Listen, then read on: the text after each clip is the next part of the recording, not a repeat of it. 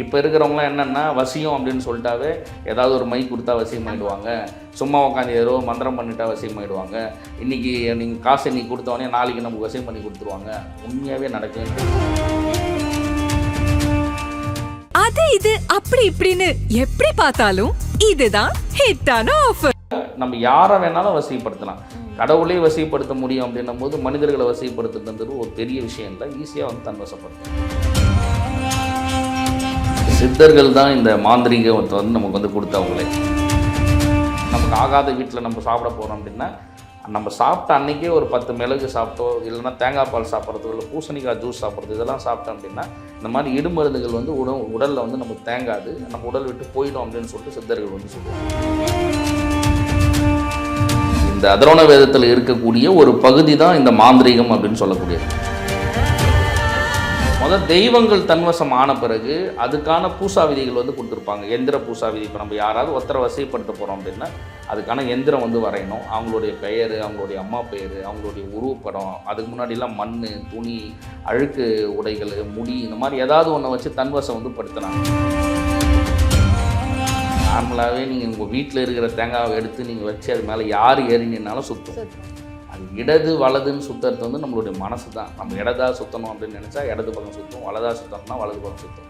யார் வேணாலும் ட்ரை பண்ணி பார்க்கலாம். நீங்கள் வந்து எதெல்லாம் நீங்கள் மேஜிக்கு இது வந்து இவர் செஞ்சார், இது நடந்தது அது நடந்ததுன்னு எதெல்லாம் நம்ம ஜாலமாக சொல்கிறோமோ அது எல்லாமே ஜாலம் தான், மேஜிக் தான் அது. அதனால் நம்ம வந்து இறை ஆற்றல் நமக்கு ஏதாவது உதவுறதோ இல்லை சாக போகிற உயிரை காப்பாற்ற முடியும்னாவும் முடியாது.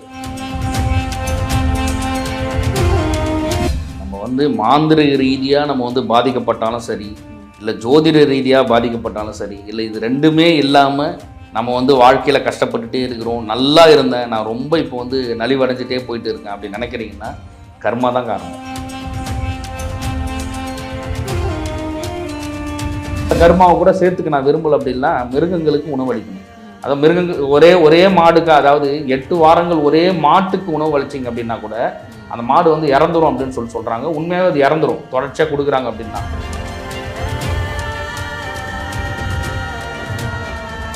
இப்போ இந்த ஆன்மீகத்தை அசிங்கப்படுத்தணும் அப்படின்னு சொல்லிட்டு நினச்சாவே எல்லாரும் எடுத்துக்கிற ஒரே டூல் என்னென்னா மேஜிக் தான். திருநீர் எப்படி கொடுத்தாங்க, குங்குமம் எப்படி வர வச்சாங்க, எரிய வச்சது எப்படி, சாய்பாபா பால் சாப்பிட்டது எப்படி, இந்த மாதிரி தான் எல்லாருமே வந்து அசிங்கப்படுத்துகிறாங்க. குறைந்த விலை, நிறைந்த தரம், தங்கள் தேவைகள் அனைத்தும் ஒரே இடத்தில். ஜெயச்சந்திரன். நேயர்களுக்கு அன்பான வணக்கம்.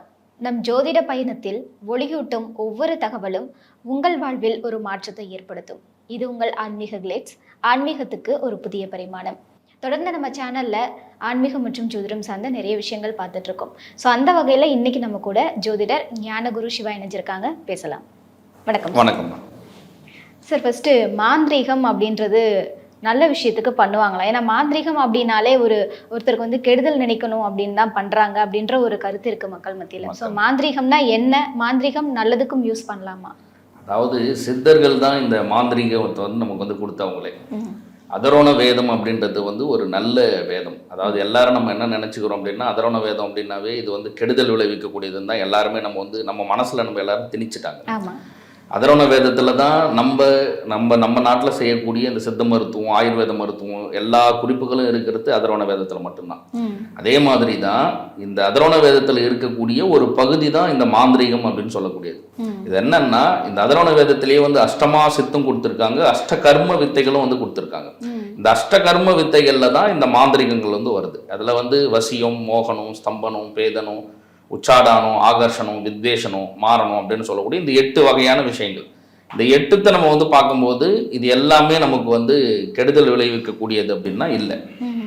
சித்தர்கள் உருவாக்குனதுக்கான காரணமே வந்து மக்கள் வந்து பலன் பெறணும், மக்களுக்கு வந்து இருக்கக்கூடிய குறைகளை தீர்க்கணும் அப்படின்றதுக்காக உருவாக்குனத.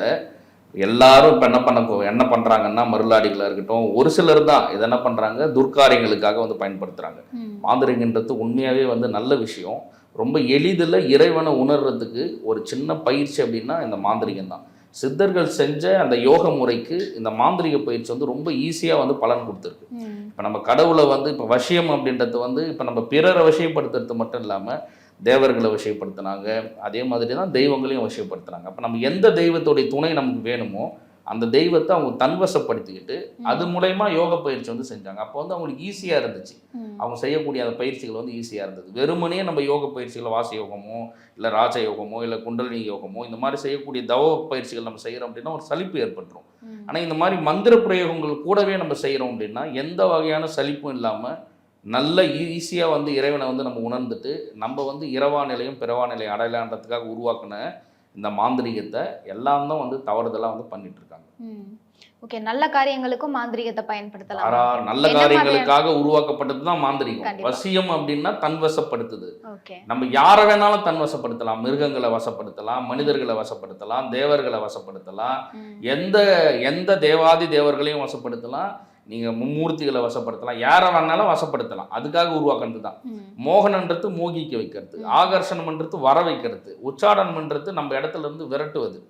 இப்போ தவம் பண்ணுறாங்க, அந்த இடத்துல இருக்கக்கூடிய மிருகங்கள், நிறைய மிருகங்கள் இருக்கும். அதே மாதிரி அசுர குணமுடைய மனிதர்கள் இருப்பாங்க. இவங்கெல்லாம் விளக்கிறதுக்காகவும் விரட்டுறதுக்காகவும் பயன்படுத்துறது தான் உச்சாடன முறைகளே. மாரண பிரயோகங்களும் அப்படி தான். சத்துருக்களை மாரணம் செய்யறதுக்காகவும், எதிரிகளை போர்களை மாரணம் செய்யறதுக்காகவும், அதே மாதிரி எதிரிகளை மாரணம் பண்ணுறதுக்காகவும், பல கொடிய மிருகங்களை மாரணம் பண்ணுறதுக்காக தான் அந்த மாரண பயிற்சியை உருவாக்குனாங்க. வித்வேஷனம் அப்படின்றது பிரிக்கிறது, பேதனம்ன்றது மனசஞ்சலம் ஏற்படுத்துறது. இது எல்லாமே நல்ல காரியங்களுக்காக பயன்படுத்திருந்தாங்க. அதாவது பிறரை கெடுக்காமல் எப்படி நம்ம நல்ல காரியங்களுக்காக பயன்படுத்தலாமோ அப்படி பயன்படுத்திருந்தாங்க சித்தர்கள். இதை நம்ம எப்படிலாம் வந்து கெட்ட காரியங்களுக்கு பயன்படுத்தலாமோ இப்போ இருக்கிறவங்க நிறைய பேர் வந்து அந்த மாதிரி வந்து செஞ்சுட்டு இருக்காங்க. ஓகே சார், இப்போ சொல்லும்போது வசியம் அப்படின்னு ஒரு விஷயம் சொன்னீங்கல்ல, ஸோ இந்த வசியம் வைக்கிறது அவ்வளோ ஈஸியான ஒரு விஷயமா சார்? யார் வேணாலும் வசியம் பண்ணிட முடியும்? அதாவது முதல்ல நம்ம வந்து தயாராகணும். யார் வந்து அந்த பூசா விதிகளை வந்து பின்பற்றுறாங்களோ அவங்க வந்து முதல்ல வந்து தயாராகணும். முதல்ல அவங்க வந்து அதுக்கான எந்த உபாசனை தெய்வமோ கணபதி உபாசனை செஞ்சுட்டு, அதுக்கப்புறம் அவங்களுக்கு இஷ்டமான ஏதோ ஒரு தேவதையோ தெய்வத்தையோ இல்லை நம்மளுடைய உபதெய்வங்களாக இருக்கக்கூடிய யட்சினிகளையோ இல்லை குறும்பர்களையோ இல்லைனா வந்து குட்டிச்சாத்தன்களையோ இந்த மாதிரி யாராவது ஒருத்தர் தன்வசப்படுத்திக்குவாங்க. முதல்ல தெய்வங்கள் தன்வசம் ஆன பிறகு அதுக்கான பூசா விதிகள் வந்து கொடுத்துருப்பாங்க. எந்திர பூசா விதி. இப்போ நம்ம யாராவது ஒருத்தரை வசைப்படுத்த போகிறோம் அப்படின்னா அதுக்கான எந்திரம் வந்து வரையணும். அவங்களுடைய பெயர், அவங்களுடைய அம்மா பெயர், அவங்களுடைய உருவப்படம், அதுக்கு முன்னாடிலாம் மண், துணி, அழுக்கு உடைகள், முடி, இந்த மாதிரி ஏதாவது ஒன்று வச்சு தன்வசம் வந்து படுத்தினாங்க. இந்த மாதிரிலாம் ஒரு பூசா விதி வசியத்துக்கு 11 நாட்கள் உரு போடணும். ஒரு நாளைக்கு வந்து 1000 உரு வந்து ஜபிக்கணும் அப்படின்னா ஒரு நாளைக்கு 1000 உரு ஜபிச்சுட்டு 11 நாட்கள் டெய்லி வந்து பிரயோகம் பண்ணணும். அந்த மாதிரி செஞ்சால் தான் அது பலன் கிடைக்கும். இப்போ இருக்கிறவங்களாம் என்னென்னா வசியம் அப்படின்னு சொல்லிட்டாவே ஏதாவது ஒரு மை கொடுத்தா வசியம் ஆகிடுவாங்க, சும்மா உட்காந்து ஏதோ மந்திரம் பண்ணிட்டா வசியம் ஆகிடுவாங்க, இன்றைக்கி நீங்கள் காசு இன்னைக்கு கொடுத்தவொடனே நாளைக்கு நமக்கு வசியம் பண்ணி கொடுத்துருவாங்க.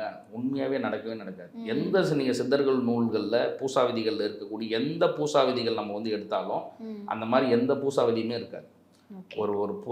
நம்ம வசியத்துக்காகன்றதில்லை, இந்த அஷ்டகர்மத்தில் எந்த பிரயோகத்துக்காக நம்ம வந்து பூஜைகள் செஞ்சாலும் அதுக்குன்னு ஒரு முறை இருக்குது. அந்த முறையில் நம்ம செய்கிறோம் அப்படின்னா ஈஸியாக நம்ம யாரை வேணாலும் வசியப்படுத்தலாம். கடவுளே வசியப்படுத்த முடியும் அப்படின்னும் போது மனிதர்களை வசியப்படுத்துறது ஒரு பெரிய விஷயம் இல்லை, ஈஸியாக வந்து தன்வசப்படுத்தலாம். ஓகே சார், இப்போ வசியம் அப்படின்னாலே ஒருத்தர் சொல் பேச்செல்லாம் கேட்குறாங்க, அவங்க ஆட்டி வச்ச மாதிரிலாம் ஆடுறாங்க, என்ன வசியம் பண்ணாங்களோ தெரியலன்னு சொல்கிறாங்க. பட் இந்த வசியம் வச்சிருக்காங்கன்றதை கண்டுபிடிக்கிறதுக்கு இது இல்லாமல் வேற ஏதாவது விஷயங்கள் இருக்கா? நீங்கள் சொன்னது மட்டும் வச்சு தான் கண்டுபிடிக்க முடியும். அதுவும் யாராவது அதை கூர்ந்து நோக்கி இவங்க இந்த மாதிரி இருக்காங்கன்னு சொல்லிட்டு கண்டுபிடிச்சாதான் கண்டுபிடிக்க முடியும். கண்டி இல்லாத பட்சத்தில் வேற யாராவது மருளாடிகளோ இல்லைன்னா இந்த மாதிரி வாக்கு சொல்கிறவங்களோ இல்லை ஏதாவது பூசாரிகளோ அந்த மாதிரி இருக்கிறவங்க அவங்களுடைய உபாசன தெய்வத்தாண்ட கேட்டு வேணால் கண்டுபிடிச்சி சொல்லலாமா. கண்டி சாதாரண மக்களால் இவங்க ஏதோ வசியப்படுத்தியிருக்காங்க அப்படின்றத வந்து கண்டுபிடிக்க முடியாது. இதுவே இடுமருந்து அப்படின்னு சொல்லிட்டு ஒரு மருந்து இருக்குது. இது வசியத்துக்காக கொடுக்கக்கூடிய ஒரு மருந்து. அதுக்கு வந்து தந்திர முறை, இது வந்து மந்திர முறையே இல்லை. இந்த மருந்துன்றது வந்து மூலிகைகள்னால செய்யறது. அந்த மூலிகைக்கு அந்த தன்மை இருக்குது. இது இவங்களுடைய உடல் அழுக்கு கலந்தோ இல்லைனா அவங்களுடைய ரத்தம் கலந்தோ அவங்களுடைய உமிழ்நீர் கலந்தோ கண்ணுடைய அழுக்கு கலந்தோ இந்த மாதிரி அழுக்குகள் மலங்கள்லாம் சேர்த்து அவங்களுக்கு வந்து கொடுப்பாங்க. யார் வசமாகணுமோ அவங்களுக்கு கலந்து தருவாங்க. அப்போ அந்த மருந்து இவங்களுடைய பிளட்டு சேர்ந்து அது போயிட்டு வேலை செய்யும் அப்படின்றது தான் சித்தர்களுடைய கூற்று. அது வேலையும் செய்யும், உண்மையாகவே நல்லாயிருக்கும் இடுமருந்து. அந்த இடுமருந்துலேயே 2 வகையாக வந்து சித்தர்கள் வந்து கொடுத்துருக்காங்க. ஒன்று வந்து வெறும் மூலிகைகள்னால மட்டும் செய்யக்கூடிய ஒரு இடுமருந்து. அந்த இடுமருந்து நம்ம கொடுக்குறோம் அப்படின்னா அவங்க பிறருக்கு நம்ம யாருக்கு கொடுக்குறோமோ அவங்களுக்கு எந்த வகையிலையும் உடல் உபாதைகள் வந்து ஏற்படாது. இதுவே இது கூட குழியான, சுழல் வண்டு, ஈம்புலி, இந்திரகோபம் இதெல்லாம் வந்து சேர்ப்பாங்க. இதெல்லாம் சேர்க்குறாங்க அப்படின்னா அது வந்து உடலுக்கு தீங்கு விளைவிக்கும். அந்த இடுமருந்து கொடுத்து வசியமானவங்க எப்படி இருப்பாங்கன்னா வயிறு ஊதலாக இருக்கும், வயிறு உப்புசமாக இருக்கும், உணவு சரியாமை பிரச்சனை இருக்கும், தூக்கம் சரியாக வராது. நாள்பட்டு போக போக அவங்களுக்கு வயிறு சம்மந்தமான நிறைய பிரச்சனைகள் வந்து வரும், குண்ம நோய்கள் வந்து ஏற்படும். அதை வச்சு அவங்க வந்து தெரிஞ்சுக்கலாம் நமக்கு இந்த மாதிரிலாம் இருக்குது, நமக்கு வயிறு சம்மந்தமான பிரச்சனைகள் இருக்குது, தூக்கமின்மை இருக்குது, மனசோர்வு ஏற்படும் அந்த மருந்துனாலேயே. அது உடலில் வந்து தேங்கி அது நாள்பட்டு இருக்க என்ன ஆகுன்னா நமக்கு வந்து இந்த மாதிரியான பிரச்சனைகள் இருக்கும். அப்போ என்ன பண்ணலான்னா, அப்போ நமக்கு ஏதோ வசிய மருந்து இருக்குது, அதுதான் ஈடுன்னு சொல்லுவாங்க. மருந்து எடுக்கக்கூடியவங்க நிறைய பேர் வந்து இந்த இடு மருந்து வந்து நாங்கள் இந்த மருந்து கொடுத்து எடுக்கிறோம் அந்த மாதிரி வந்து எடுப்பாங்க. அதுக்கு தான் என்ன சொல்லுவாங்கன்னா 10 மிளகு இருந்தால் பகையாளி வீட்டிலாம் சாப்பிட்லான்னுவாங்க. அதுதான் மிளகு நம்ம புதுசாக யார் வீட்டுக்கும் நம்ம போகிறோம், நமக்கு ஆகாத வீட்டில் நம்ம சாப்பிட போகிறோம் அப்படின்னா, நம்ம சாப்பிட்ட அன்றைக்கே ஒரு 10 மிளகு சாப்பிட்டோ, இல்லைன்னா தேங்காய் பால் சாப்பிட்றதோ, இல்லை பூசணிக்காய் ஜூஸ் சாப்பிட்றது, இதெல்லாம் சாப்பிட்டோம் அப்படின்னா இந்த மாதிரி இடுமருந்துகள் வந்து உடலில் வந்து நமக்கு தேங்காது, நம்ம உடல் விட்டு போயிடும் அப்படின்னு சொல்லிட்டு சித்தர்கள் வந்து சொல்லுவாங்க. அதனால் வசின்றது நிறைய முறைகளில் செய்யலாம். நம்ம எந்திர பிரயோகத்தில் செய்யலாம், தந்திர பிரயோகமாக செய்யலாம், என்ன வேணாலும் செய்யலாம். இப்போ நீங்கள் ஆட்டி வைக்கக்கூடிய ஒரு வசியம்னா அது இடுமருந்துனால மட்டும்தான் நடக்கும், வெறும் பூஜை பண்ணுறதுனால மட்டும் நடக்காது. Okay sir. இப்போ இந்த வசியம் வந்து நமக்கு வைக்க முடியாமல் தடுக்க முடியாது, அதுக்கு ஏதாவது பண்ண முடியுமா? எல்லாமே நம்ம தந்திரமாக தடுத்தா தான் உண்டு. நீங்கள் வந்து ஒரு பூசாரியாக இருக்கீங்க, இல்லை நான் இந்த மாதிரியான சூழ்நிலை, நான் கால சூழ்நிலை நிறைய அகப்பட்டுட்டே இருக்கேன், எனக்கு வந்து இந்த மாதிரி மாந்திரிக செயல்கள் எதுவுமே நடக்கக்கூடாது அப்படின்னு சொல்லிட்டு நினைக்கிறீங்க. வசியம்னு மட்டும் இல்லாமல் உங்களுக்கு இப்போ மோகனமோ இல்லை ஆகர்ஷணமோ வித்வேஷமோ ஏதோ ஒன்று, நம்ம இந்த அஷ்டகர்மத்துக்குள்ளே நான் அகப்படக்கூடாதுன்னா உடற்கட்டு திசைக்கட்டு இது வந்து யோகத்துக்கும் சித்தர்கள் கொடுக்குறாங்க, ப்ளஸ்ஸு நம்ம மந்திர பிரயோகத்துக்கும் சித்தர்கள் கொடுக்குறாங்க. உடற்கட்டு மந்திரம்னு ஒரு மந்திரம் நிறைய வீடியோஸில் வந்து கொடுத்துருப்பேன். அதை நல்ல மனப்பாடம் பண்ணிட்டு டெய்லி 9 முறை சொல்லணும். சஷ்டியை கந்த சஷ்டி கவசத்தில் வரக்கூடிய சஷ்டியை உடற்கட்டு தான், நீங்கள் அதை பிரயோகம் பண்ணாலும் உங்களுக்கு போதும். அந்த மாதிரி ஏதாவது ஒரு உடற்கட்டு மந்திரம், உடற்கட்டு எல்லா சித்தர்களுமே கொடுத்துருப்பாங்க. முதல்ல எடுத்த உடனே நீங்கள் இந்த அதர்வன பிரயோகத்துக்கு நம்ம வரோம் அப்படின்னா, நீங்கள் எந்த சித்தர் மார்க்கத்து உள்ளே நீங்கள் போனாலும் ஃபஸ்ட்டு உடற்கட்டு திசைக்கட்டு இந்த மந்திரத்தை மனப்பாடம் பண்ணிட்டு தான் அதுக்கப்புறம் தான் உங்களுக்கு கணபதி மந்திரமே வந்து கொடுப்பாங்க. நீங்கள் அதுக்கப்புறம் தான் கணபதி உரு ஜபிக்கணும், அதுக்கப்புறம் தான் உபாசனை உரு போடணும், அதுக்கப்புறம் தான் அஷ்டகர்ம உருக்கள் வந்து நம்ம வந்து ஜபிக்கணும். Okay sir. இப்போ மாந்திரிகம் பற்றி நிறைய விஷயங்கள் சொன்னீங்க. சித்தர்கள் வந்து தாந்திரிக முறையை பின்பற்றினாங்க அப்படின்னு சொல்லப்படுது. ஸோ தாந்திரிகம்னா என்ன சார்? அதாவது மந்திரம் ஓதாமல் செய்யக்கூடிய எல்லாமே தந்திரம் தான். நம்ம வந்து இப்போ ஏதோ ஒரு காரியம் நடக்கணும், இல்லை இந்த அஷ்டகர்மத்தில் ஏதோ ஒன்று நமக்கு நடக்கணும் அப்படின்றதுக்காக நம்ம மந்திரம் ரெகுலராக வந்து ஓதிட்டே இருப்போம், உரு ஜபிச்சுட்டே இருப்போம். மந்திரமே ஓதாமல் நீங்கள் எது செஞ்சாலும் அது வந்து தந்திரம். இப்போ நம்ம சொல்லுவோம்ல, இந்த ராசிக்கு இந்த கல் போட்டால் நல்லா இருக்கும், இப்போ நீங்கள் அது எதுவும் மந்திரம் சொல்ல மாட்டீங்க, அது வந்து தந்திர பிரயோகத்தில் வந்து வந்துடும். இப்போ நான் சொன்ன மாதிரி வசியத்துக்கு நீங்கள் மந்திர உரு ஜபிக்கிறதை விட இடுமருந்து சூப்பராக வேலை செய்யணும்னு சொன்னோம். அப்போ இடுமருந்து வந்து தந்திர முறை தான், மருந்துனால செய்யக்கூடியது தந்திர முறைகள் தான். அதே மாதிரி அஞ்சன மைகள் வைக்கிறது, நம்மளை இப்போ நீங்கள் வந்து உரு என்னால் போட முடியாது, நான் வந்து உடற்கட்டு திசைக்கட்டு மந்திரம்லாம் எனக்கு படிக்க தெரியாது, என்னால் போட முடியல அப்படின்னா, நீங்கள் அந்த உடற்கட்டு திசைக்கட்டுக்கு சில மூலிகை வஸ்துக்களை வந்து நம்ம எரித்து கருக்கி அதை மையா பிரயோகம் பண்ணி ரெகுலராக வந்து நெத்தியில் நம்ம இட்டுகிட்டே வரோம் அப்படின்னா இந்த மாதிரி அஷ்டகர்மங்கள் நமக்கு வந்து வராது. இந்த மாதிரி இருக்கிறது எல்லாமே தந்திரங்கள் தான். இப்போ இந்த தாயத்து போடுறது, தகடு எழுதுறது, இதிலேயே வந்து தந்திர பிரயோகமாக பயன்படுத்தக்கூடிய நிறைய எந்திர முறைகள் வந்து சித்தர்கள் வந்து கொடுத்துருக்காங்க. எதெல்லாம் மந்திரம் உருஜபிக்காமல் நம்ம வந்து பின்பற்றுறோமோ அது எல்லாமே வந்து தந்திரம் தான். இப்போ நமக்கு என்னால் பூஜைலாம் பண்ண முடியாது, நான் ரெகுலராக ஏதாவது ஒரு கோவிலுக்கு போவேன், அந்த கோவிலுக்கு போனால் எனக்கு பண வரவு ஏற்படும், ரெகுலராக ஒரு கோவிலுக்கு போகிறேன், அங்கே போனால் எனக்கு வந்து இந்த எதிரிகளுடைய தொந்தரவே இருக்காது, யாராவது ஏதாவது செய்யறாங்க அப்படின்னா எனக்கு வந்து அது சுத்தமாக வராது அப்படி சொல்கிறோம் இல்லையா. இந்த மாதிரி நீ எந்த மந்திரமும் சொல்லாமல் நீ எதெல்லாம் பின்பற்றுறீங்களோ அது எல்லாமே தந்திரம். இப்போ நாங்கள் தந்திரமாக இப்போ நம்ம குருகுல பயிற்சியிலே நம்ம இப்போ தந்திர முறைகளாக சொல்கிறோன்னா நிறைய முறைகள் வந்து தந்திர முறைகள் வந்து இருக்கும். இப்போ தேங்காய் சுற்றி உடைக்கிறதுலேருந்து எலுமிச்சம்பழம் சுற்றி உடைக்கிறதுல அதுக்கெலாம் நீங்கள் மந்திரம் சொல்லாமலே பண்ணால் கூட பலன் இருக்கும். இப்போ உப்பு சுற்றி நீங்கள் தண்ணியில் போட்டு குளிக்கிறதுலேருந்து இது மாதிரி நிறைய சொல்லிகிட்டே இருக்கலாம். அது முத்திரை பிரயோக முறைகள், அதில் எந்த மந்திரமும் வந்து தேவையில்லை, அந்தந்த முத்திரைகளை வச்சா இந்தந்த சடங்குகளுக்கு இந்தந்த முத்திரைகளை வச்சாவே போதும். இந்த மாதிரி நிறைய இருக்குது தந்திர பிரயோகங்கள். Okay sir. இப்போ நீங்கள் சொல்லும்போது தேங்காய் பற்றி ஒரு விஷயம் சொன்னீங்கல்ல, இப்போ ரீசெண்டாக அது ட்ரெண்டிங் ஆகிட்டு இருக்கு. அந்த தேங்காய் மேலே நின்னாங்க உட்காந்தாங்கன்னா அது சுத்தினா வந்து அந்த இடத்துல ஒரு ஆன்மா இருக்குன்ற மாதிரி சொல்கிறாங்க. நார்மலாகவே நீங்கள் உங்கள் வீட்டில் இருக்கிற தேங்காவை எடுத்து நீங்கள் வச்சு அது மேலே யார் ஏறினாலும் சுத்தும். அது இடது வலதுன்னு சுற்றுறது வந்து நம்மளுடைய மனசு தான். நம்ம இடதா சுற்றணும் அப்படின்னு நினச்சா இடது பக்கம் சுற்றும், வலதா சுற்றணும்னா வலது பக்கம் சுற்றும். யார் வேணாலும் ட்ரை பண்ணி பார்க்கலாம்.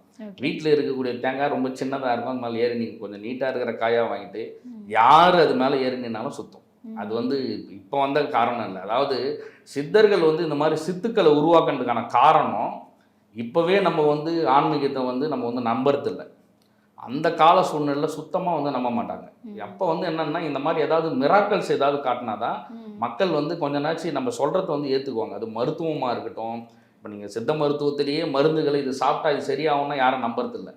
அது நடந்து ஒரு 10 பேர் அது வந்து தெரிய வந்தால் மட்டும்தான் அதை போய் வந்து எல்லாருமே சாப்பிட்றாங்க, அதை போய் தேடி போகிறாங்க.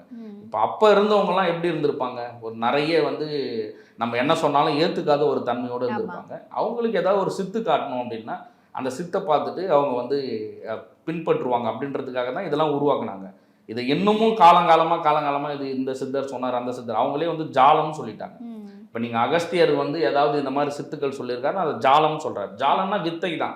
அது வந்து ஏதோ ஒன்று நம்ம மறைபொருளாக மறைச்சு நம்ம வந்து சொல்கிறோம், அது வித்தைன்னே அவங்க சொல்லிட்டாங்க. நீங்கள் அகஸ்தியர் ஜால வித்தை எடுத்தாலும், காலாங்கி இது எடுத்தாலும், கருவூராது எடுத்தாலும், நீங்கள் யாருடைய பூசா விதிகள் எடுத்தாலும் இது எல்லாத்தையும் ஜாலமாக சொல்லிட்டு இருப்பாங்க. இந்த மாதிரி நிறைய ஜாலங்கள் இருக்குது. இப்போ நீங்கள் திருநீர் வர வைக்கிறது, குங்குமம் வர வைக்கிறது, பார்த்தா எரியறது, இந்த முட்டை உடஞ்ச பிளட் வருது சார், அதெல்லாம் எல்லாமே ஜாலம் தான். எல்லாமே ஜாலம். இது எல்லாமே அதாவது நல்லா புரிஞ்சுங்க. எல்லாருமே என்னென்னா நீங்கள் வந்து எதெல்லாம் நீங்கள் மேஜிக்கு இது வந்து இவர் செஞ்சார், இது நடந்தது அது நடந்ததுன்னு எதெல்லாம் நம்ம ஜாலமாக சொல்கிறோமோ அது எல்லாமே ஜாலம் தான், மேஜிக் தான். அதனால் நம்ம வந்து இறை ஆற்றல் நமக்கு ஏதாவது உதவுறதோ இல்லை சாக போகிற உயிரை காப்பாற்ற முடியும்னாவும் முடியாது. யாராக இருந்தாலும் பிறந்தா இறந்து தான் ஆகும். இதெல்லாம் ஜாலம். நம்ம இந்த இடைப்பட்ட நாட்களில் நம்ம என்ன பண்ணலாம்னா இறை சிந்தனையோடு இருக்கிறதுனால பிறவா நிலையும் இரவா நிலையும் நமக்கு இல்லைன்னு சித்தர்கள் வந்து சொல்கிறாங்க. அதை பின்பற்றினாவே போதும். அவங்கவுங்க வீடுகளில் யாரை நீங்கள் வந்து உங்களுடைய உபாசனை தெய்வமாகவோ இல்லை இஷ்ட தெய்வமாகவோ நீங்கள் வந்து வணங்குறீங்களோ அந்த தெய்வத்திற்கான பூசா விதி தெரிஞ்சு அதை மட்டும் நீங்கள் பூஜை பண்ணிவிட்டு உங்களுடைய மன தூய்மையோடு நித்திய ஒழுக்கத்தோடு நம்ம வாழ்ந்தாவே போதும். இந்த மாதிரி ஜாலங்கள், இந்த ஜாலம் அந்த ஜாலம் அதெல்லாம் நம்ம பின்பற்றணும்னு அவசியம் இல்லை. அது எல்லாமே மேஜிக் தான். இப்போ வருங்காலங்களில் எல்லா மேஜிக்கும் ஒருத்தராக உடச்சி சொல்லிகிட்டே தான் வராங்க. நிறைய இப்போ இந்த ஆன்மீகத்தை அசிங்கப்படுத்தணும் அப்படின்னு சொல்லிட்டு நினச்சாவே எல்லாரும் எடுத்துக்கிற ஒரே டூல் என்னென்னா மேஜிக் தான். திருநீர் இப்படி கொடுத்தாங்க, குங்குமம் இப்படி வர வச்சாங்க, எரிய வச்சது எப்படி, சாய்பாபா பால் சாப்பிட்டது எப்படி, இந்த மாதிரி தான் எல்லாருமே வந்து அசிங்கப்படுத்துகிறாங்களே கண்டி இது இல்லாமல் நிறைய விஷயங்கள் வந்து சித்தர்கள் வந்து கொடுத்துருக்குறாங்க. உள்ள எவ்வளவு தவ வாழ்க்கை முறைகளை கொடுத்துருக்குறாங்க, எவ்வளவோ நெகட்டிவ் நமக்கு இருக்கக்கூடிய நெகட்டிவான எண்ணங்களை எடுக்கிறதுக்கான நிறைய வழிகளை வந்து கொடுத்துருக்குறாங்க. அதெல்லாம் நம்ம எதுக்குமே போகிறதில்ல, எல்லாம் சித்துக்கு மட்டும்தான் போகிறோம். எல்லாமே போயிட்டு நிச்சயமாங்க சார். இப்போ நிறைய வீடுகளில் பார்த்தோம்னா கணவன் மனைவிக்கு இடையே ஒரு ஒற்றுமை இல்லாமல் பிரச்சனையாகவே போயிட்டு இருக்கும். அங்கே ஏதாவது மாந்திரீகம் பண்ணியிருப்பாங்க அப்படின்ற மாதிரி சொல்கிறாங்க. ஸோ கணவன் மனைவியிடையே பிரச்சனையை ஏற்படுத்தணும் அப்படின்னு செய்யக்கூடிய மாந்திரீகம் என்ன மாதிரியான மாந்திரீகம்? இப்போது நீங்கள் அதாவது என்னென்னா வித்வேஷன முறைகளும் பேதன முறைகளும் யாராவது பிரிக்கணும்னு சொல்லிட்டு நினைக்கிறவங்க கண்டிப்பாக வந்து பிரித்து விடுவாங்க. அது ஈஸியாக வந்து செய்ய முடியும். வித்வேஷன பூஜைகள் வந்து ஒரு 3 பூஜையோ 6 பூஜையோ செஞ்சாவே போதும். காலத்துக்கும் சேராத அளவுக்குலான பிரயோக முறைகள்லாம் அப்போ வந்து கொடுத்துருக்காங்க. அது எதுக்காக அப்போ சித்தர்கள் கொடுத்தாங்கன்னா நிறைய வந்து இப்போவே வந்து நம்ம ஒழுக்க முறைகளில் நிறைய வந்து நம்ம ஒழுக்கத்தை வந்து பின்பற்றதே இல்லை. ஆனால் அப்போ இருந்தவங்கலாம் என்ன பண்ணியிருப்பாங்க அப்படின்னா முறையற்ற ஒரு உடல் உறவு இருக்கிறதோ முறையற்ற காதல் இருக்கிறதோ அந்த மாதிரியான உறவு முறைகள் இருந்திருப்பாங்க. அந்த உறவு முறைகளை பிரிக்கிறதுக்காக அப்போ வந்து ஈஸியாக வந்து பண்ணாங்க. ஒரு சிலர் சேரவே கூடாது, இவங்க வந்து அதாவது கெடுதல் செஞ்சே ஆகணும் அப்படின்றதுக்காக தான் பிரிதல் முறைகளை வந்து செஞ்சாங்க. நம்மளே வந்து தெரிஞ்சுக்கலாம். ரொம்ப அந்நுண்ணியமாக இருக்கக்கூடிய உறவு முறைகளில் ஒரு விரிசல் ஏற்படுது அப்படின்னா இப்போ நான் சொன்னேன் இல்லைங்களா, ஈஸியாக சித்தர்கள் சொன்ன அந்த இடுமருந்து கொடுத்துட்டு போயிடலாம். அந்த இடுமருந்து ஆணும் பெண்ணும் இப்போ யாராவது ஒருத்தர் அதை புரிஞ்சுக்கின்னு நம்ம 2 பேர் வீட்டு உள்ளே வந்தாவே சண்டை வருது, அவங்கள பார்த்தாவே எனக்கு பிடிக்கல, இல்லை என்னை பார்த்தா அவங்களுக்கு பிடிக்கவே மாட்டுது, வெளியெல்லாம் போனால் கொஞ்சம் நல்லா தான் இருக்கிறோம், உள்ளே வந்தாவே எனக்கு வந்து நல்லா இல்லை அப்படின்னு சொல்கிறீங்க அப்படின்னா நீங்கள் ஒன்றுமே இல்லை, வெறும் இடுமருந்து தான். அந்த இடுமருந்து யாராவது ஒருத்தர் உணர்ந்து யாராவது ஒருத்தருக்கு கொடுத்தீங்க அப்படின்னா கூட ஒரு பரஸ்பர அன்பு வந்து ஏற்பட்டுரும். முதல்லாம் வந்து திருமண சடங்கு ஏற்படும் போதே பெருந்தும்பைன்னு ஒரு செடி இருக்குது, மூலிகை. அந்த மூலிகை சார ஆண் பெண்ணுக்கும் பெண் ஆணுக்கும் வந்து தலையில வச்சு தேய்ப்பாங்களாம். என்னன்னா இவங்க அவங்களுடைய பேச்சு கேட்பாங்க, அவங்க இவங்களுடைய பேச்சு கேட்பாங்கன்னு அந்த மூலிகை சாருக்கு அந்த தன்மை இருக்குது. அதே மாதிரி அந்த பெருந்தும்பையினால் வாரத்தில் ஒரு நாள் ஆண்கள் வந்து புதன்கிழமையும் பெண்கள் வந்து வெள்ளிக்கிழமையும் வந்து தீபம் போடுவாங்க. அதை வந்து சுவாசம் பண்ணுவாங்க. அந்த வீடே வந்து ஒரு சுபிட்சமாக இருக்கும். அவங்க 2 பேருக்குள்ள ஒரு பரஸ்பர அன்பு இருக்கும். அப்படின்றத வந்து சித்தர்கள் நூலில் நிறைய வந்து கொடுத்துருக்காங்க. நம்ம அதெல்லாம் எதுவுமே பின்பற்றதே இல்லை. இந்த மாதிரி ஏதோ ஒரு நம்ம இந்த செய்வினை பிரச்சனைகள்னாலேயோ இல்லை வேற யாரோ நமக்கு கண்ணூறு நாவூர் ஏதோ கண் திருஷ்டினாலேயோ இல்லை பிறர்னால பேசக்கூடிய அந்த செய்கைனாலேயோ மனசஞ்சலம் ஏற்பட்டு புரிதல் இல்லாமல் ஏற்படக்கூடிய எல்லாத்துக்கும் ஈஸியாக ஒரே தீர்வுன்னா அந்த இடுமருந்து தான். இல்லைன்னா வசிய பூஜைகள் செய்யணும். வசிய பூஜைகள் வந்து நிலையற்றது. ஒரு பூஜை பண்ணுறீங்க அப்படின்னா நீங்கள் இந்த அஷ்டகர்மத்தில் எந்த பூஜைகள் நீங்கள் செஞ்சாலும் ரொம்ப அற்புத ஆற்றல் இருக்கக்கூடிய ஏதாவது ஒரு தெய்வ கோவிலுக்கு நம்ம போகிறோம், ஏதாவது ஒரு கோவிலுக்கு போகிறோம்னா அந்த இடத்துல வந்து அது முறிஞ்சிடும். ஆனால் மருந்துகள் வந்து அப்படி இல்லை. மருந்துகள் வந்து உடலில் இருக்கிற வரையும் நம்ம மருந்துகளை கொடுக்க கொடுக்க கொடுக்க அது எப்படி நம்ம இப்போ தலைவலிக்கு ஒரு மாத்திரை போடுறோம் தலைவலி சரியாகுதோ, இல்லை நம்ம உடல் வேறு ஏதாவது உடல் உபாதைகளுக்கு ஒரு மருந்து போடுறோம் எப்படி சரியாகுதோ, அந்த மாதிரி இந்த மருந்துகள் எடுத்துக்கும் போது ஈஸியாக வந்து சரியாகும். ஓகே சார், ஜோதிட ரீதியில் இதை சரி பண்ணுறதுக்கு ஏதாவது விஷயங்கள் இருக்கா? இருக்குது அதாவது என்னென்னா, கணவன் மனைவிக்குள்ளவோ இல்லை காதலர்களுக்குள்ளவோ இல்லை நண்பர்களுக்குள்ளவோ இவங்களுக்கு வந்து சண்டைகள் ஏற்படுதுன்னா அது ராகு தான் காரணம். ஃபஸ்ட்டு ராகு தசாபுத்தி நடக்குது அப்படின்னா கண்டிப்பாக வந்து அவங்களுக்குள்ள சண்டை இருக்கும். நம்ம ஃபஸ்ட்டு நீங்கள் இப்போ டிவர்ஸ்ன்னு சொல்லிட்டு எது வந்தாலும் அதில் வந்து ராகு வந்து ஒன்று நீச்சமாக இருப்பார், இல்லைன்னா தசாபுத்தியில் இருப்பார், இல்லை தோஷத்தில் இருப்பார். இந்த மாதிரி ஏதோ ஒரு காரணம் வந்து கண்டிப்பாக வந்து இருக்கும். அப்போ அந்த மாதிரி சூழ்நிலையில் வந்து நம்ம என்ன பண்ணலாம் அப்படின்னா, ஈஸியாக ஒரே வழி, நீங்கள் ராகு கேதுக்கு வந்து பரிகாரம் செய்கிறது வந்து ரொம்ப ஈஸி. நம்ம ஃபஸ்ட்டு எப்பயுமே நம்ம முதல்ல வந்து ஜாதகத்தை வந்து பார்க்கணும். ஏன்னா சித்தர்களே வந்து பூஜை தொடங்கிறதுக்கு முன்னாடி சூரிய சந்திரனை வந்து வழிபட சொல்கிறாங்க. கணபதி பூஜைக்கு முன்னாடியே சூரிய சந்திரன் நினச்சிட்டு பூஜை பண்ணு அப்படின்னு சொல்லிட்டு காலாங்கிநாதருடைய நீங்கள் அவருடைய பூசாவிதியில் எந்த பாடல் எடுத்து படிச்சிங்கனாலும் அதில் சூரிய சந்திரன் நினைக்க சொல்கிறாங்க. இப்போ சூரியனை மையமாக வச்சு தான் நவகோள்கள் வந்து இயங்குது. இப்போ நீங்கள் வந்து யாரோ ஒரு எந்த பிரச்சனைக்காக வந்தாலும் முதல்ல ஜாதகம் பார்க்கறது நல்லது. ரொம்ப டீப்பாக பார்த்துட்டு நான் ஜாதகம் பார்த்துட்டு தான் எல்லாமே பண்ணுவேன் அப்படின்ற அந்த மூட நம்பிக்கைக்கு போகாமல் ஜென்ரலாக நமக்கு இப்போ என்ன நடக்குது, இப்போ நமக்கு கிரகங்கள் என்னென்ன நமக்கு வந்து செஞ்சுட்டு இருக்கு அப்படின்னு தெரிஞ்சுக்கிறது ரொம்ப நல்லது. அப்போ நமக்கு தசாபுத்தியிலையோ இல்லை தோஷத்துலையோ இல்லை நீச்சத்துலையோ ராகு இருக்காருன்னு சொல்லிட்டு தெரிஞ்சிச்சு அப்படின்னா ரொம்ப சிம்பிளான பரிகாரம் தான். ராகுவை நினச்சி நீங்கள் ஒரு ஞாயிற்றுக்கிழமை டைமில் யாராவது இல்லாதவங்களுக்கு, அதுவும் ஊனமுற்றவர்களுக்கு, சுத்தமாக அதாவது கைவிடப்பட்ட யாராவது ஏழைகளுக்கு வந்து சாப்பாடு வாங்கி தரீங்க, தொடர்ச்சியாக பண்ணணும். ஏன்னா 16 வருஷம் நடப்பார் ராகு. உங்களுக்கு எவ்வளோ வருஷம் இருக்காரு அப்படின்னு சொல்லிட்டு பார்த்துட்டு கண்டினியூவாக நீங்கள் பண்ணிகிட்டே இருந்தீங்கன்னா ஈஸியாக அந்த சூழ்நிலேருந்து மாறிடும். அது மட்டும் இல்லாமல் பிரிஞ்சே போயிட்டாங்க, எனக்கு அவங்க வந்து சேர்ந்து வாழணும் அப்படின்னு நினைக்கிறீங்கன்னா கூட நீங்கள் வந்து ராகுக்கு இந்த பரிகாரம் பண்ணாவே போதும். கணவன் மனைவிக்குள்ளே பிரிஞ்சு போகிறவங்களுக்கு பொதுவாக நான் சொல்கிறது காலாஸ்திரி கோவில், அப்படி இல்லை அப்படின்னா எந்த சிவன் கோவிலாக இருந்தாலும் நமக்கு பக்கத்துலேயே இருக்க சிவன் கோவிலில் டெய்லி நைட்டு பள்ளியாறு பூஜைன்னு ஒரு பூஜை நடக்கும். காலையில் சாமியும் அம்பாலும் தனித்தனியாக பிரிஞ்சிருவாங்க. கணவன் மனைவி 2 பேரும் தனித்தனியாக பிரிஞ்சிருவாங்க. இரவு 2 பேரும் ஒன்றாகுவாங்க. இப்போ நீங்கள் ஆல்ரெடி நீங்கள் பிரிஞ்சுட்டு இருக்கிறீங்க, 2 பேரும் ஒன்றாகணும் அப்படின்னா அந்த பள்ளியறை பூஜை போயிட்டு நீங்கள் தினந்தோறும் பார்க்குறீங்க, இல்லை வாரத்தில் ஒரு நாள் பார்க்குறீங்க, அது பார்த்துட்டே இருந்தால் ஈஸியாக வந்து சேர்ந்துருவாங்க. ஆனால் என்னென்னா 2த்துக்கும் காரணம் யாராவது ஒருத்தர் விட்டு கொடுக்குற மனப்பங்கோடு நம்ம வந்து இறைவனை போய் வணங்கணும் போதும். பொதுவாக பார்த்தோம்னா சார், இப்போ ஒருத்தர் நல்லா சம்பாதிச்சுட்டு இருப்பார், நல்ல ஒரு இன்கம் வந்துட்டு இருக்கும், திடீர்னு பணவரவு வந்து ஸ்டாப் ஆகிடும். ஸோ பார்க்குறவங்க என்ன சொல்லுவாங்கன்னா, யாரோ உனக்கு மாந்திரிகம் பண்ணிட்டாங்க போல, பணவரவு நின்றுச்சு அப்படின்னு சொல்லுவாங்க. ஸோ இதுக்கு மாந்திரிகம் காரணமாக இருக்குமா, இல்லை அவரோட கர்ம வினைகள் காரணமாகவும் திடீர் பணவரவு வந்து நின்று போயிடும்? நம்ம வந்து மாந்திரிக ரீதியாக நம்ம வந்து பாதிக்கப்பட்டாலும் சரி, இல்லை ஜோதிட ரீதியாக பாதிக்கப்பட்டாலும் சரி, இல்லை இது ரெண்டுமே இல்லாமல் நம்ம வந்து வாழ்க்கையில் கஷ்டப்பட்டுட்டே இருக்கிறோம், நல்லா இருந்தேன், நான் ரொம்ப இப்போ வந்து நலிவடைஞ்சிட்டே போயிட்டு இருக்கேன் அப்படி நினைக்கிறீங்கன்னா கர்மா தான் காரணம். அது நீங்கள் உங்களுக்கு மாந்திரிகத்தில் நீங்கள் பாதிக்கப்படணுன்னாலும் அது கர்மா தான் காரணம். நம்ம வந்து ஜோதிட ரீதியாக பாதிக்கப்படனாலும் கர்மா தான் காரணம். இல்லை நம்ம வீட்லேயே சோம்பேறித்தனமாக இருந்தாலும் அது கர்மா தான் காரணம். நீங்கள் கர்மான்றது வந்து நம்ம இப்போ இந்த பிறவியில் செய்யக்கூடிய கர்மா மட்டும் இல்லை, நம்ம முற்பிறவியில் செஞ்ச கர்ம வினைகள் பலனில் தான் நம்ம இப்போயே பிறவி எடுக்கிறோம் அப்படின்ட்டு தான் சித்தர்கள் வந்து சொல்கிறாங்க. கர்ம வினைகள்லேருந்து நம்ம வந்து தப்பிக்கணுன்னாலும் சரி, இல்லை இந்த மாந்திரிக பிரச்சனைலேருந்து தப்பிக்கணுன்னாலும் சரி, எல்லாரும் அவங்க யோகம் பழகணும். அதாவது மந்திர யோகம், சித்தர்கள் என்ன சொல்கிறாங்களோ அந்த யோக முறைகள் வந்து பழகணும். நமக்குன்னு சொல்லிட்டு யாராவது ஒரு உபாசன தெய்வத்தை நம்ம வந்து எடுத்துட்டு அந்த தெய்வத்தை நம்ம உருஜபிச்சுக்கிட்டே வாசி யோகமோ இல்லை ராஜ யோகமோ இல்லை குண்டலினி தவமோ ஏதாவது ஒரு தவ பயிற்சி வந்து நம்ம செய்யணும். இந்த தவ பயிற்சி செய்யறதுக்கு என்னென்னா ஒரு சில கட்டுப்பாடுகள் வந்து சித்தர்கள் கொடுத்துருப்பாங்க.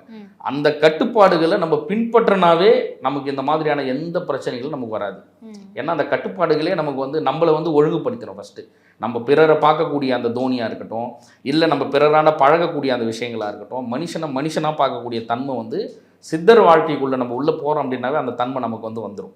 நீங்கள் அதுக்கப்புறமா நீங்கள் எந்த பயிற்சிகள் செஞ்சாலும் நம்ம ஒழுக்கமாக இருப்போம். அதுக்கப்புறமா நமக்கு செய்யக்கூடிய எல்லா விஷயங்களும் நமக்கு தடை இல்லாமல் நடக்கும். யாராவது நமக்கு ஏதாவது செய்யணும், ஏதாவது செய்வினைகள் செய்யறதோ இல்லை இந்த பில்லி சூனியங்கள் ஏதாவது நமக்கு செய்யறதோ அந்த மாதிரி எது செஞ்சுட்டு இருந்தாலும் சரி, நம்ம அதிலேருந்து ஈஸியாக வந்து நம்ம விடுபட்டு போயிடலாம். நம்ம இதுக்காக போயிட்டு நம்ம யாரோ பார்த்து நம்ம சரி பண்ணிக்கணும் அப்படின்ற அவசியம் இல்லை. நீங்கள் முதல்ல பண்ண வேண்டியது என்னென்னா, நமக்கு நம்ம வந்து நமக்குன்னு சொல்லிட்டு ஒரு உபாசனை தெய்வத்தையோ இல்லை குல தெய்வத்தையோ நம்ம வந்து உபாசனை நம்ம வந்து எடுத்துக்கணும். அதுக்கப்புறம் ஏதாவது ஒரு யோக முறை, இப்போ நிறைய யோக முறைகள் வந்து மறைச்சி வச்சுட்டு இருந்த மறைபொருளாக இருந்த எவ்வளோ யோக முறைகளை இப்போ வெளிப்படையாக நிறைய பேர் வந்து சொல்லித்தராங்க. அந்த மாதிரி ஏதாவது ஒரு யோக முறையை நம்ம பின்பற்றினாவே கொஞ்சம் நமக்கு ஒழுக்கம் வந்து நமக்கு கிடைச்சிடும். அதுக்கப்புறமா நம்ம எதை தேடி போனாலும் நமக்கு வந்து நடந்துகிட்டே இருக்கும். ஓகே சார், இப்போ பணவரவு அதிகரிக்கணும்னா ஏதாவது எளிமையான பரிகாரங்கள் இருக்கா? மகாலட்சுமி பிடிச்சிக்கணும், வேற எந்த பரிகாரமும் இல்லை. இவர் திருமூலர் வந்து தனாகர்ஷண சங்கல்பம்னு ஒரு சங்கல்பம் வந்து கொடுத்துருக்கிறாரு. தனாகர்ஷண சங்கல்பம்னு சொல்லிட்டு நீங்கள் வந்து நெட்டில் அடிச்சிங்கனாவே அந்த மந்திரம் வந்து கிடைக்கும். ஓம் மட்டும் இருக்காது. ஏன்னா வேதாத்ரி மகரிஷி வந்து இப்போ பொதுவாக எல்லாருக்குமே வந்து தெரியும். வேதாத்ரி மகரிஷி வந்து இந்த சங்கல்பத்தை வெளிப்படையாக எல்லாரையும் வந்து பண்ண சொல்லியிருக்கிறார். அதாவது அவர் வந்து இந்த மந்திரங்கள்லையோ அதில் வந்து எந்த எதுவுமே ஈடுபாடு இல்லாத ஒரு பர்சன் அவர். இருந்தாலும் அவர் கொடுத்த இந்த ஒரு சங்கல்பம் வந்து திருமூலர்லேருந்து எடுத்து கொடுத்துருப்பாரு. ரொம்ப அற்புதமாக வந்து வேலை செய்யும். அதாவது தனதான்னு சொல்லக்கூடிய அந்த ஒரு யட்சினியோடைய மந்திரம் அது. பிரயோக முறையே தெரியலனா கூட யார் வேணாலும் பின்பற்றலாம். நல்ல பணவரவு வந்துகிட்டே இருந்துச்சு, எனக்கு வந்து வரல, எனக்கு நான் வந்து இப்போ எனக்கு வந்து கையில் வந்து காசு தங்கிட்டே இருந்தது, கொஞ்ச நாள் என் கையில் காசே தங்கலை, நீங்கள் எதையுமே பண்ண தேவையில்ல, முதல் ஒரு கணபதி உருவோ இல்லைன்னா கணபதி தியானமோ இல்லை கங்கணபதியே நமோ நமகன் மட்டும் சொல்லிட்டு கூட ஒரு 11 முறை சொல்லிட்டு இந்த தனதாவுடைய இந்த மந்திரத்தை டெய்லி குறைஞ்சபட்சம் 9 முறை, அதிகபட்சம் உங்களால் எவ்வளவு சொன்னாலும் பரவாயில்ல, இதை டெய்லி பண்ணிட்டு வந்தாவே நமக்கு பண வரவு ரொம்ப ஈஸியாகிடும். பிஸ்னஸ் நல்ல க்ரோத் இருக்கும், நல்லாவே இருக்கும். அதுக்கப்புறமா க்ரோத் ஆன பிறகு அந்த தனதாவை எப்படி தன்வசப்படுத்துறதுன்னு கற்றுக்குங்க, ஆகர்ஷணப்படுத்தக்கூடிய முறைகள் கற்றுக்குங்க, மோகனம் பண்ணக்கூடிய முறைகள் கற்றுக்குங்க. ஃபஸ்ட்டு நம்ம முதல்ல கொஞ்சம் மேலே முயற்சி எடுத்து வளர்கிறதுக்கான அந்த வழிக்கு வந்து தனதாவுடைய மந்திரம் ரொம்ப நல்லா வந்து இருக்கும். ஓகே சார், இப்போ கர்ம வினை தான் பணவரவை தடுக்குது அப்படின்ற ஒரு விஷயம் சொன்னீங்க இல்லையா? ஸோ அது இல்லாமல் டெய்லி லைஃப் ஸ்டைலில் நம்ம நமக்கு தெரியாமையே ஒரு சில தவறுகள்லாம் பண்ணுவோம், அதெல்லாம் கூட பணவரவை தடுக்கிறதுக்கான கண்டிப்பாக வந்து தடுக்கும். கண்டிப்பாக அது என்ன மாதிரியான விஷயம்? அதாவது என்னென்னா தோஷங்கள் அப்படின்றது வந்து பொதுவாக எல்லாத்துக்குமே உண்டு. இப்போ நான் உங்களை திட்டினாலும் தோஷம். இப்போ ஒரு விருட்ச சாபம்னு சொல்லுவாங்க. விருட்சம்னா இப்போ நமக்கு தெரிஞ்சோ தெரியாமல் நம்ம வீட்டில் ஒரு மரம் வளர்ந்துன்னு இருக்கோம், காரணமே இருக்காது, அதை வெட்டி போட்டுருவோம், ஏன்னா தழை கொட்டுது அப்படின்னு சொல்லிட்டு. விருட்ச சாபமே வந்து பெரிய சாபம். ஏன்னா விருட்சங்கள் வந்து இப்போ நம்மளுடைய வாழ்நாளை விட அதிகம். ஒரு வேப்ப மரம் வைக்கிறீங்க அப்படின்னாவே அது 100 ஆண்டுகள் 200 ஆண்டுகள்லாம் வாழும். ஆனால் நம்ம வந்து அவ்வளோ நாட்கள் வந்து வாழ மாட்டோம். ஆனால் வேப்ப மரத்தை ஈஸியாக நம்ம பண்ணுவோம், வெட்டி போட்டுருவோம், அந்த கிளையை வந்து வெட்டிடுவோம். அதே மாதிரி மிருக சாபங்கள் வந்து ஈஸியாக வீட்டில் வளர்க்கக்கூடிய பூனையோ நாயோ நம்ம அடிப்போம், அதோடைய சாபம் நம்ம பெருசாக வந்து நம்ம வாங்குவோம். இந்த விருட்ச சாபம் வாங்குறவங்கலாம் பார்த்திங்க அப்படின்னா நிறைய பேர் வந்து உடல் உபாதைகள்னால பாதிக்கப்பட்டு தான் அவங்க இறப்பாங்களே விருட்ச சாபங்கள்லாம். அதனால தான் பொதுவாக வந்து என்ன சொல்கிறோம், ஒரு மரம் இப்போ நம்ம வந்து பின்பற்றுறதில்ல, நிறைய ஊர்களில் வந்து என்ன பண்ணுவோம், ஒரு மரத்தை வெட்டுறாங்கன்னா இன்னொரு மரம் நட்டுட்டு தான் வெட்டுவாங்க. இதுக்கு நீங்கள் அதாவது என்னென்னா மூலிகை சாப நிவர்த்தினே ஒரு பூசா விதி கொடுக்குறாங்க சித்தர்கள் வந்து. ஏன்னா இந்த சாபத்தை நம்ம வந்து வாங்கக்கூடாது அப்படின்னு. இந்த மாதிரி 1 2 தான் இல்லை, கர்ப்பிணி சாபம் இருக்குது, கன்னி சாபம் இருக்குது, பித்திருக்களுடைய சாபம் இருக்குது, நம்மளுடைய மூதாதையர்களுக்கு நம்ம செய்யாத எவ்வளோ கர்மாக்கள் நம்ம வந்து இருக்குது. நம்ம கூடவே இருப்பாங்க, அப்போல்லாம் நம்ம கவனிக்க மாட்டோம், அவங்க இறந்த பிறகு தாம் தூம்னு வந்து ஃபங்க்ஷன் பண்ணி கிடப்போம். அந்த மாதிரி எல்லாமே இது எல்லாமே சாபங்களில் தான் வரும். சாதாரணமாக ஒருத்தரை திட்டும்போது அவங்க மனசஞ்சலம் படுறாங்க அப்படின்னாவே அதுவே சாபம் தான். இப்போ நம்ம வந்து ஒரு உயர் பதவியில் இருப்போம், ஆனால் நம்ம கீழே இருக்கிறவங்கள தேவையே இல்லாமல் திட்டுவோம். திட்டணுன்ற அந்த அவசியமே இல்லை, அவர் சஞ்சலம் அடைவார், அந்த சஞ்சலம் அடைவதே நமக்கு பாவம் தான். இந்த பாவம் எல்லாமே நமக்கு கர்மாவில் வந்து வந்துடும். இது வந்து அதாவது என்னென்னா நான் சொல்கிறது சாதாரண பட்சி தோஷம், அதாவது ஏதாவது பறவைகள் அடிக்கிறதா இருக்கட்டும், மிருகங்கள் அடிக்கிறதா இருக்கட்டும், இல்லை விருட்ச சாபம். நம்ம சாதாரணமாக நினைப்போம் ஒரு வீட்டில் ஒரு செடி வளர்த்தணும் பிடிங்கி போட்டோம், அது நம்ம எதுவுமே கண்ணுக்கு தெரியாமல் எடுத்துறோம். ஆனால் ஒரு பூசா விதி கற்றுக்குறாங்க அப்படின்னா ஒரு செடி இலையோடைய கிள்ளணும் அப்படின்னா கூட அதுக்கு கூட ஒரு மந்திரம் சொல்லி தான் எடுக்கணும். ஈசன் சாபு நசிமசி, பார்வதி சாபு நசிமசி, தேவரன் சாபு நசிமசின்னு ஒரு மந்திரம் சொல்லியிருக்காங்க. அந்த மந்திரத்தை சொல்லி தான் அந்த கிள்ள சொல்கிறாங்க. ஏன்னா நம்ம அதுக்காக ஒரு டைம் எடுத்துக்குவோம், அதை கிள்ளணுமா, அதை கட் பண்ணணுமா அப்படின்ற அந்த தன்மை நமக்கு வந்து ஏற்படும். அதுவும் ஒரு உயிர் தான் சொல்லிட்டு நம்ம வந்து நினைப்போம். இந்த மாதிரி ஒவ்வொன்றுத்துலையுமே நம்ம என்ன பண்ணுறோம், கர்மாவை சேர்த்துட்டே வரும். அப்போ நீங்கள் பணம் வரவுதான்றது இல்லை, ஒரு நிம்மதியான வாழ்க்கை சூழ்நிலை நமக்கு அமையணும் அப்படின்னாவே நம்ம எதெல்லாம் நம்ம கர்மா வந்து சேர்க்குறோம் அப்படின்றது நமக்கு வந்து பொதுவாக வந்து தெரியணும். ஃபஸ்ட்டு இந்த மாதிரி செய்யக்கூடிய எல்லாத்தையும் நம்ம வந்து கொஞ்சம் கொஞ்சமாக தவிர்த்துக்கணும். அப்படி தவிர்த்துக்க முடியல அப்படின்னா அதுக்கான பரிகாரமாக என்ன சொல்லியிருக்காங்களோ அதை வந்து நம்ம பண்ணணும், வேற ஒன்றும் தேவை. ஓகே சார், இப்போ மரங்களை நம்மளே வெட்டுறது விருட்ச சாபம் அப்படின்னு சொல்லியிருக்கீங்கல்ல, இப்போ ஒருத்தர் வீட்டில் வளர்த்துட்டு இருக்க மரம் வந்து அவங்க வெட்டலை, பட் தொடர்ந்து ஒரு 2-3 வாகனம் இதில் மோதி ஆக்சிடென்ட் ஆகி அதுவாகவே சரி பட்டு போயிடுது. சரி, ஓகே. ஸோ இது ஏதாவது விஷயம் இருக்கா பின்னாடி? இல்லை, இது வந்து நானே என்ன சொல்லியிருப்பேன்னா தொடர்ச்சியாக ஒரு மரம் வந்து இந்த மாதிரி நம்ம எதுவும் நோண்டலை, அதை வந்து துன்புறுத்தலை, அந்த இடத்துல ரொம்ப நிறைய வந்து தண்ணி கொடுக்கல, வேர் வந்து சாகாமலே வந்து இறந்து போகுது அப்படின்னா நம்ம கண்டிப்பாக வந்து ஜோதிட ரீதியாகவோ இல்லை நீங்கள் ஆன்மீக ரீதியாகவோ உங்களுக்கு யாராவது ஏதாவது செஞ்சுருக்காங்களோ அப்படின்ற பரிசோதனை வந்து நம்ம கண்டிப்பாக வந்து செய்யணும். நமக்கு ஏதாவது அந்த மாதிரியான தாக்கங்கள் இருக்கா அப்படின்னு சொல்லிட்டு நம்ம பார்க்கணும். ஜென்ரலாகவே அது வந்து இறந்து போயிடுது, அந்த மண்ணில் வளம் இல்லாமல் இருக்குன்னா அது பிரச்சனை இல்லை. நான் என்ன சொல்கிறேன்னா, ஒரு மரத்தை நீங்கள் வெட்டி ஆகணும், ஒரு வீடு கட்டணும், அந்த இடத்துல ஒரு 4 மரம் இருக்குது, அது வெட்டி தான் ஆகணும். அதை நான் வேணான்னு சொல்லலை. ஒன்று இடம் மாற்ற முடியும்னா இடம் மாற்றுங்க, இல்லை வெட்டி ஆகணுன்னும் போது வேறு இடங்கள் எடுத்து போயிட்டு ஒரு 4 மரத்துக்கு பதிலாக ஒரு 5 மரம் நடுங்கன்னு சொல்கிறேன். அது நட்டிங்கனாவே போதும். இப்போ நம்ம இந்த மரத்தை வெட்டிட்டோம், இதுக்கு பதில் நம்ம ஒரு வேறு இடத்துல அந்த விருட்ச சாபத்துக்கு ஒரு பரிகாரத்தை தேடிக்குங்கன்னு சொல்கிறேன். என்கிட்ட இடம் இல்லை, என்னால் வளர்க்குறதுக்கான இடமே இல்லை சுத்தமாக அப்படின்னா, பொது இடங்கள் நிறைய இடங்கள் இருக்குது, நிறைய கோவில்களுடைய இடங்கள் இருக்கும். கோவில்கள்லாம் நிறைய மரங்கள் வந்து கேட்பாங்க, வாங்கி எதுவுமே நடுங்க, கொஞ்ச நாள் பராமரித்து கொடுங்க, அது வளர்கிற வரையும் பராமரித்து கொடுங்க. உண்மையாகவே காரிய சித்திக்கும் தொழில் விருத்திக்கும் விருட்ச பூஜைன்னு ஒரு பூஜை இருக்குது. நீங்கள் விருட்ச பூஜை இப்போ சாதாரணமாக எல்லாம் என்ன பண்ணுறாங்க, எதுக்காக இருந்தாலும் இப்போ திருமண தடையா வாழை மரத்தை வச்சு ஒரு பரிகாரம் பண்ணுறாங்க, குழந்தை இல்லையா வாழை மரத்தை வச்சு ஒரு பரிகாரம் பண்ணுறாங்க, இல்லை வேறு ஏதாவது பிரச்சனைகளா, இல்லை செய்வினை பிரச்சனைகளையோ. இப்போலாம் கேரளாவில் குருதி பூஜை, இப்போ இல்லை பல ஆண்டுகளாகவே குருதி பூஜைக்கு வந்து வாழை மரத்தை வச்சு பரிகாரம் பண்ணுவாங்க. ஏன் வாழை மரம் மட்டும்தான் ஈஸியாக வளரக்கூடிய ஒன்று. இப்போ நீங்கள் அதை வச்சு பரிகாரம் பண்ணுறீங்க அப்படின்னா, அந்த ஒரு தண்டு ஒரு கிழங்கு நம்ம எடுத்துகிட்டு போயிட்டு அந்த அடிக்கிழங்கு எடுத்துகிட்டு போயிட்டு நம்ம வேறு இடத்துல நடுறோம் அப்படின்னா அது வந்து வளர்ந்துடுது. ஆனால் அது மட்டும் இல்லை, வில்வத்தை வச்சு பூசா விதிகள் கொடுத்துருக்காங்க, வன்னி மரத்தை வச்சு கொடுத்துருக்காங்க, சேராங்கட்டு கொட்டைன்னு ஒரு மரம் இருக்குது. சேராங்கொட்டையெல்லாம் அழிஞ்சே போச்சு சுத்தமாக. ஏன்னா அந்த மரத்தாண்ட போகிறோம் அப்படின்னா சாதாரணமாக எல்லாருமே வந்து உடல் வந்து வீங்கி போயிடும். பேய் மரம் பூத மரம்னே சொல்லுவாங்க அந்த மரத்தை, அதெல்லாம் அழிச்சிட்டாங்க. அதெல்லாம் எங்கேயாவது சுடுகாடு ஓரங்கள்லையோ ஏதாவது காடுகள்லையோ எங்கேயோ தான் இருக்குது.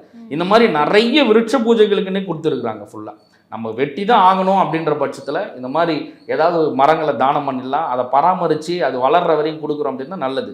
விருட்ச பூஜை நம்ம செய்கிறோம் அப்படின்னா, இப்போ வந்து ஒரு எலெக்ஷன் வருது, எலெக்ஷனில் ஜெயிக்கிறதுக்காக விருட்ச பூஜைன்னு ஒரு பூஜை பண்ணுவாங்க. வாழைக்கண்ணு வச்சு தான் மோஸ்ட்லி பண்ணுவாங்க. வாழை மரத்தை வச்சு இப்போ செய்யக்கூடிய அந்த பூஜை என்னென்னா, அந்த வாழை மரத்தை நட்டுட்டு ஒரு 30 நாள் 40 நாளுக்குள்ளே அது நல்லா இலை விட்டு நல்லா வளர்ந்துடுச்சு அப்படின்னா கண்டிப்பாக அவங்க வந்து ஜெயிச்சிருவாங்க. ஒரு பிஸ்னஸ் தொடங்குறாங்க, அப்போ ஒரு விருட்ச பூஜை செய்கிறாங்க, அந்த விருட்சம் வளர வளர வளர அவங்களுடைய வாழ்க்கையில் உண்மையாகவே வளருவாங்க.